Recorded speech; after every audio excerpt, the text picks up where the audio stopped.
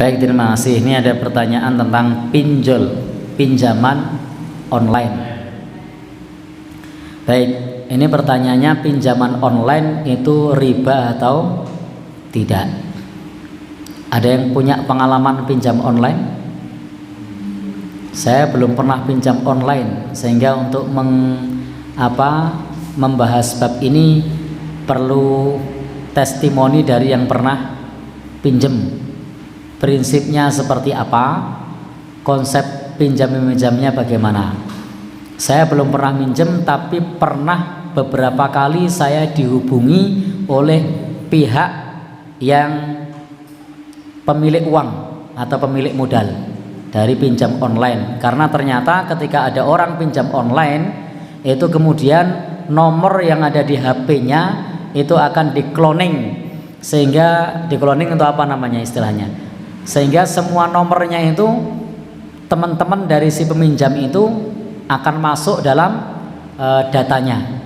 Qadarullah HP saya itu nomornya termasuk yang masuk, sehingga saya dihubungi. Nah, selamat siang, dengan Bapak Ustadz Mujiman. Oh nggih, apa nggih? Saya jawab seperti itu. Kami dari finance ndak dong saya namanya, lupa saya, bahwa teman Anda yang bernama ini itu pinjam ke tempat kami.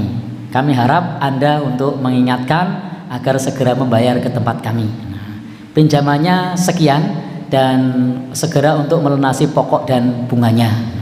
Nah, jelas dari tagih menagih ini hukumnya riba. Itu tidak cuma sekali saya ditagih begitu, bahkan yang sampai beberapa saat yang lalu masih nelpon saya itu ada. Jadi ditelepon, kemudian dengan Bapak Ustadz Mujiman, loh kok tahu nomor HP saya, itu juga heran kok bisa tahu gitu kan. Nah, itu cara kerjanya bagaimana saya tidak tahu.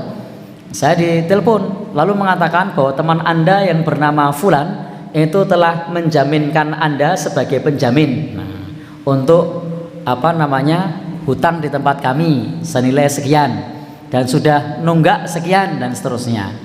Nah, saya teratap gitu kan, loh kok dijaminkan. Nah, kemudian saya datang kepada yang bersangkutan,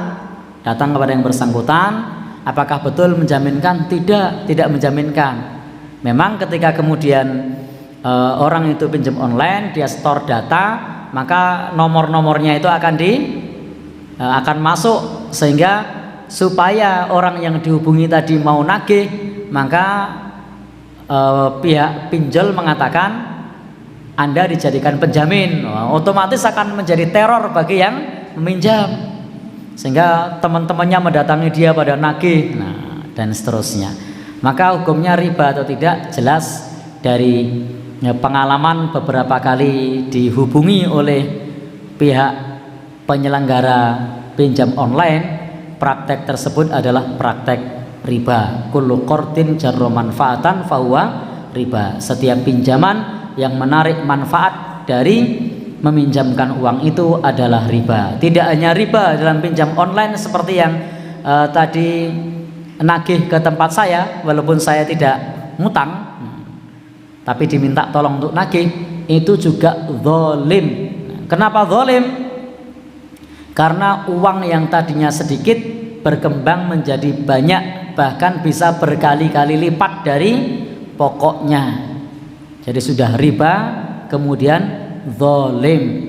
Tidak hanya itu, main ambil nomor HP orang, main ambil data orang, kemudian dicomot namanya, main perintah sama orang yang tidak dikenal. Ini su'ul adab yang buruk. Saya berani bilang begitu karena menghubunginya tidak kenal waktu. Jadi beberapa kali dihubungi, gimana Bapak sudah dihubungi belum loh? Memang urusan saya apa?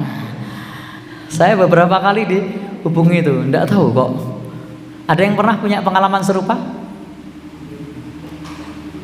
Belum? Oh iya, berarti saya termasuk orang yang beruntung nih dapat pengalaman. Kenapa? Ya bisa jawab pertanyaan. Kalau tidak punya pengalaman tadi, tidak bisa jawab pertanyaan. Jadi kesimpulannya, pinjam online yang seperti yang saya ceritakan tadi, hukumnya adalah riba zalim. Kenapa zalim? Jelas tadi. Kemudian juga adabnya buruk. Apalagi dalam pinjam online tadi itu kemudian dendanya bisa lebih besar daripada pokoknya. Ini jelas kedzaliman di atas kedzaliman. Dalam agama kita Allah Subhanahu wa taala sudah berfirman, ya ayyuhalladzina amanu taqullaha wa dharu ma baqiya minar riba. Wahai orang-orang yang beriman, bertakwalah kepada Allah dan tinggalkanlah sisa-sisa riba. In kuntum mu'minin, jika kalian termasuk orang yang beriman. Lah kalau tidak mau ninggalkan, fa illam taf'alu fa'dzanu biharbim minallahi wa rasulih. Maka Allah umumkan perang. Allah dan Rasulnya akan memerangi orang-orang yang masih menjalankan riba. Lalu perintahnya apa? Wa in tubtum, jika kamu bertobat, falakum ru'usu amwalikum, maka bagimu adalah pokok harta kalian. Kemudian apa lagi? La tatlimun wa la tutlamun, tidak didolimi dan tidak mendolimi kalau hanya mengambil pokoknya saja. Wa in kana tu usrah, kalau ada kesulitan, fanadhirah ila maisarah, tunggulah sampai ada kelapangan. Wa ang tasaddaqu khairul lakum, kalau kemudian disedekahkan maka itu lebih baik. Itu arahan yang ada di dalam Al-Quran. Kemudian juga untuk dosa riba ini disebutkan oleh Allah beda dengan jual beli. Wa ahallallahu al-bai'a wa harramar riba, Allah halalkan jual beli dan Allah haramkan riba. Apa bedanya jual beli dengan riba? Jual beli itu uang menjadi barang menjadi uang, ini halal. Tapi riba itu adalah uang melahirkan uang atau uang beranak uang, maka ini riba. Maka perintahnya adalah faman ja'ahu mau'idhatum mir rabbih fantaha, kalau sudah ada nasihat dari Allah maka hendaknya berhenti.